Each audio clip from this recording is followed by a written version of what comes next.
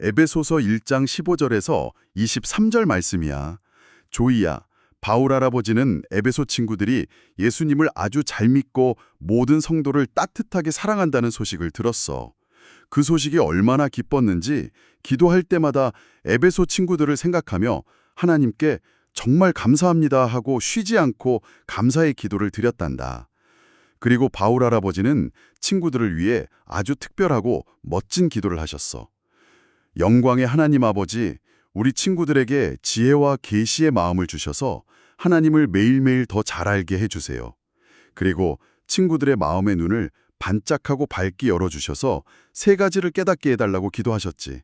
첫째는 우리를 부르신 멋진 소망이 무엇인지 아는 것. 둘째는 우리가 받을 하늘의 선물이 얼마나 풍성하고 영광스러운지 아는 것. 셋째는 우리 마음속에서 일하시는 하나님의 능력이 얼마나 엄청나게 큰지 아는 것이었어. 이 하나님의 능력은 정말 대단해. 예수님을 깜깜한 죽음에서 다시 살려내시고 하늘 높이 올라가게 하셔서 하나님의 오른편 보좌에 앉히신 최고의 능력이거든.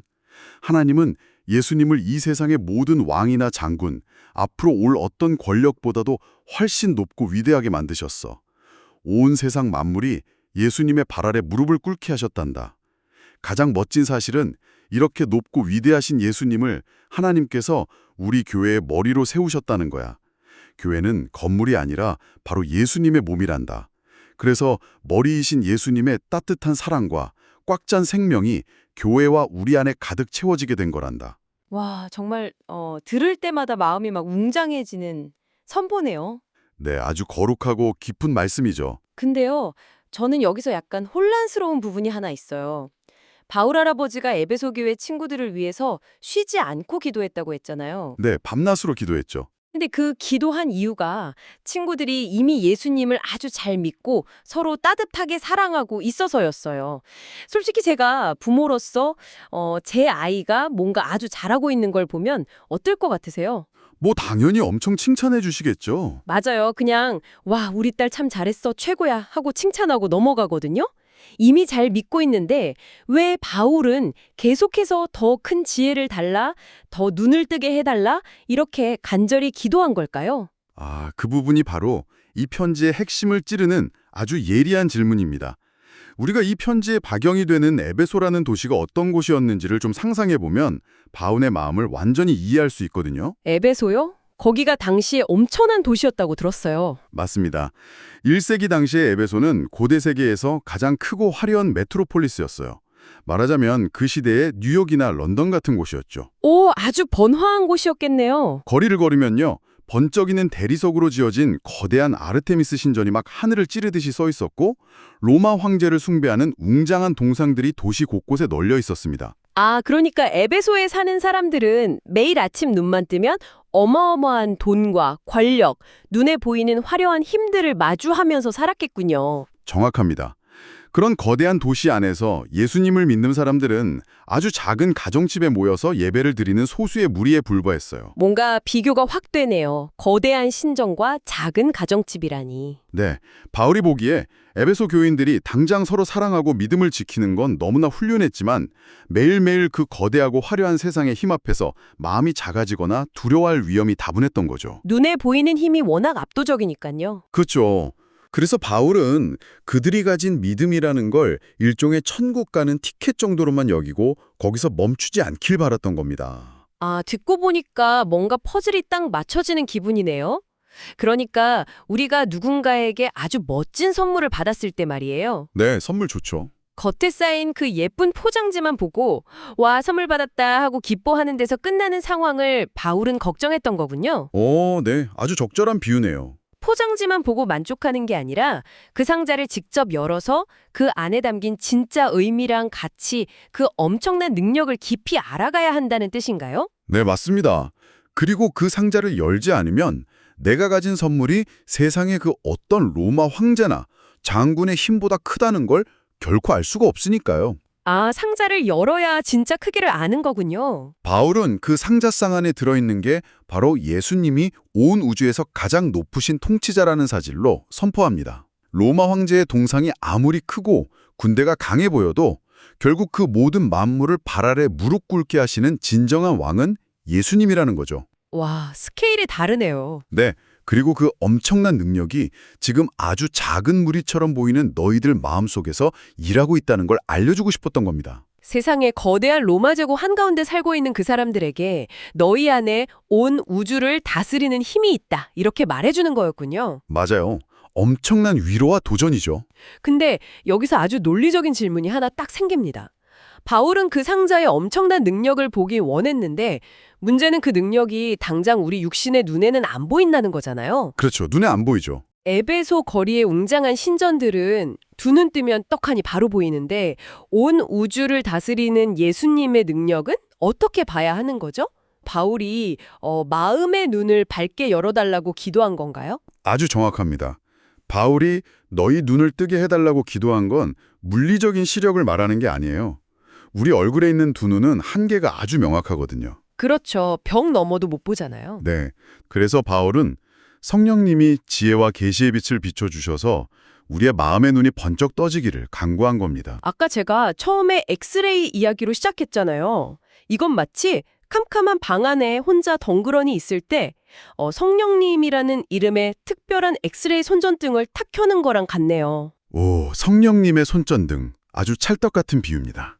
불이 켜지기 전에는 방 안에 아무것도 없고 그냥 무섭기만 한 줄 알았는데 그 손전등이 켜지는 순간 어둠 속에 숨겨져 있던 크고 영광스러운 하늘의 보물들이 내 방 안에 가득하다는 걸 막 뚜렷하게 보게 되는 거잖아요. 맞습니다. 그리고 그 손전등이 비추는 빛을 통해서 보게 되는 게 바로 세 가지라고 바울은 명확히 이야기하죠. 아까 본문에 나왔던 그 세 가지요. 네. 첫째, 우리를 부르신 멋진 소망. 둘째, 하늘의 풍성한 선물. 셋째, 우리 안에서 일하시는 하나님의 거대한 능력. 이 세 가지를 보게 된다는 건요, 결국 우리가 세상을 평가하는 기준 자체가 완전히 뒤바뀐다는 걸 의미합니다. 아, 기준 자체가 바뀐다. 네, 잠시 있다가 사라질 장난감 혹은 눈앞에 보이는 웅장한 건물이 세상의 전부가 아님을 깨닫는 영적인 시야를 갖게 되는 거죠. 좋아요. 캄캄한 방에서 성령님의 손전등을 탁 폈고 그래서 내 마음의 눈이 번쩍 떠졌습니다. 자, 그러면 그 빛을 통해서 보게 되는 가장 중요하고 든든한 영적 비밀은 대체 뭘까요? 아까 할아버지의 이야기 중에서 막 가장 멋진 사실이라고 강조했던 부분 있잖아요. 네, 예수님이 교회의 머리가 되셨다는 대목 말씀하시는군요. 네, 바로 그겁니다. 솔직히 이 부분도 조금 짚고 넘어가고 싶어요. 보통 머리라고 하면 그냥 책상에 앉아서 명령만 띡띡 내리는 사장님이나 모자를 쓰는 신체의 윗부분 정도가 생각나거든요. 이게 왜 그렇게 가장 멋진 서실이라는 건가요? 우리가 머리라는 단어를 현대적인 의미, 그러니까 단순히 직장의 상사나 조직의 꼭대기 정도로만 이해하면 이 말씀이 주는 엄청난 평안을 놓치게 됩니다. 아, 고대에는 의미가 달랐나요? 네. 신약 성경이 쓰인 헬라어 원어를 보면요, 이 머리라는 단어가 케팔레라고 기록되어 있습니다. 케팔레요. 발음이 특이하네요. 처음 들어보는데 그냥 꼭대기라는 뜻이 아닌가 보죠? 고대 세계에서 케팔레는 단순히 위치상으로 위에 있다는 뜻을 넘어서요, 모든 생명력이 공급되는 원천, 그리고 모든 질서와 전략이 시작되는 최고 지도자라는 의미를 강하게 품고 있었습니다. 생명력의 원천이요? 네, 단순히 뒤에 앉아서 지시만 내리는 보스가 아니고요, 몸의 모든 세포 하나하나에 피와 영양분을 다 공급하고 몸을 안전하게 보호하기 위해서 모든 위험을 계산하고 전략을 짜는 완벽한 생명의 사령탑이란 뜻이죠. 아, 제가 생물학적으로 한번 비유를 들어볼게요. 만약 갑자기 야구공이 제 얼굴로 막 날아온다고 상상해보죠. 어우, 위험한 상황이네요. 제 오른손은 눈도 없고 뇌도 없으니까 그 공이 얼마나 빠른지, 바람이 어느 방향으로 부는지, 어떤 궤적으로 날아오는지 전혀 계산할 능력이 없잖아요. 그렇죠. 손은 스스로 생각을 못하죠. 하지만 제 머리, 즉 케팔레인 뇌가 그 모든 복잡한 물리학적 계산을 0.1초 만에 끝내고 신경망을 통해서 오른손한테 신호를 딱 보냅니다. 위로 20cm 올라가서 꽉 잡아 하고요. 네, 순식간에 일어나는 일이죠. 그럼 손은 그냥 그 뇌의 신호를 믿고 쑥 올라가서 공을 탁 잡기만 하면 되는 거잖아요. 입니다. 이 메커니즘을 이해하는 게 우리 삶에 엄청난 차이를 만듭니다. 예수님이 우주의 왕이시자 우리의 케팔레가 되신다는 건요, 그분의 몸든 교회인 우리가 스스로 모든 인생의 위험을 다 계산하고 방어할 필요가 없다는 뜻입니다. 와, 그렇네요. 오른손이 내가 다 알아서 계산해야 하는데 어쩌지? 하고 막 벌벌 떨면서 스트레스 받을 필요가 없는 거였어요. 바로 그겁니다. 우리가 불안하고 두려운 이유는 나 자신의 육신의 눈으로 세상을 보면서 내가 내 인생의 머리가 되어서 모든 걸 통제하려고 하기 때문이에요. 아, 내가 케팔레인 척을 한 거군요. 그렇죠. 하지만 만물을 다스리시는 완벽하고 지혜로운 예수님이 우리의 머리이십니다. 머리가 다치지 않게 자신의 몸을 본능적으로 보호하듯이 케팔레인 예수님은 그분의 몸인 여러분을 완벽한 사랑과 생명력으로 꽉 채워서 보호하십니다. 정말 안심이 되네요. 네, 여러분은 그저 머리로부터 흘러나오는 생명의 신호에 순종하면서 평안을 누리면 되는 것이죠. 이 이야기를 듣다 보니까 화요일 아침에 일어나서 학교나 유치원에 가고 혹은 회사로 출근하는 평범한 일상이 완전히 다르게 느껴지네요. 어떻게 달라지셨나요? 케팔레로부터 흘러나오는 따뜻한 사랑과 꽉 찬 생명이 눈에 보이지 않는 신경망을 타고 지금 내 손끝, 발끝까지 다 흐르고 있다는 거잖아요. 이건 정말 대단한 위로가 됩니다. 맞습니다. 아주 강력한 위로죠. 자, 어린이 여러분, 그리고 함께 듣고 계신 부모님들, 이 놀라운 진리를 탐험하면서 우리는 아주 중요한 선택의 순간에 서게 됩니다. 그래서 여러분께 직접 묻고 싶습니다. 여러분은 오늘 무엇을 결심했나요? 오늘 이야기를 통해서 우리가 그동안 얼마나 자주 얼굴에 있는 눈으로만 세상을 보면서 살아왔는지 깨달으셨을 겁니다. 남과 비교하며 스스로를 작게 여겼던 마음들을 내려놓고 이제는 보이지 않는 진짜 세계에 집중하겠다는 다짐이 여러분 안에 시작되었기를 바랍니다. 맞아요. 나 이제 장난감 크기나 눈에 보이는 것에 시무룩해 하지 않을 거야. 성령님이 주시는 지혜의 손전등을 켜서 마음의 눈을 활짝 뜰 거야. 하나님이 주시는 크고 영광스러운 소망, 그 보이지 않는 진짜 보물을 볼 줄 아는 씩씩한 아이가 될 거야. 이렇게 결단해 보는 건 어떨까요? 아주 멋진 다짐이네요. 그리고 무엇보다 우주에서 제일 힘세고 지혜로우신 예수님이 내 삶의 진짜 머리, 나의 케팔레가 되심을 굳게 믿기로 약속하는 겁니다. 네, 엑스레이가 우리 몸속의 단단한 뼈를 보여준다면 오늘 우리가 켠 말씀의 엑스레이는 여러분이 온 우주를 만드신 창조주의 생명망과 직접 연결되어 있다는 가장 깊고 위대한 진실을 보여주었습니다. 정말 감동적이네요. 여러분은 결코 혼자가 아니며 세상에서 가장 튼튼하고 안전한 몸의 일부라는 사실을 잊지 마십시오. 정말 든든합니다. 자, 그런데 조엘 할아버지의 마지막 기도문으로 우리가 함께 읽으며 이 시간을 마치기 전에 여러분이 스스로 꼭 한번 상상해 보았으면 하는 아주 도발적인 질문이 하나 있습니다. 어떤 질문인가요? 잘 들어보세요.